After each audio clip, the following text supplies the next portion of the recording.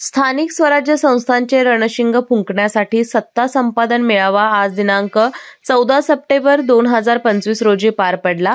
या मेळाव्यासाठी प्रमुख उपस्थिती केंद्रीय सामाजिक न्याय राज्यमंत्री रामदासजी आठवले साहेब हे होते, तर कार्यक्रमाचे अध्यक्ष Republican party of India Athawale गटचे जिल्हा प्रमुख उत्तमदादा कांबळे हे होते।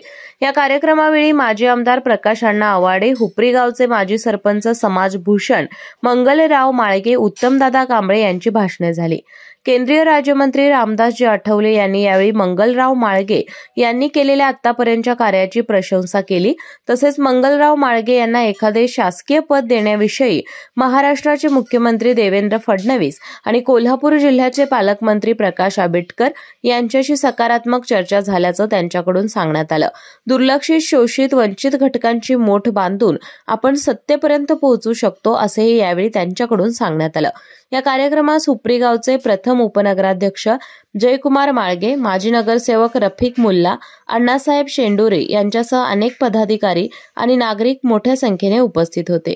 केके न्यूज साठी हुपरीहून सुलतान नदाब।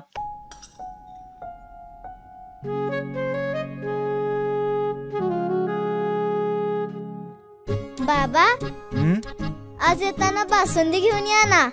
अगं, कालच आपण आईचा वाढदिवस होता म्हणून आणली होती ना। ऐकलं? गोकुळची बासुंदी पुन्हा खावीशी वाटतेय।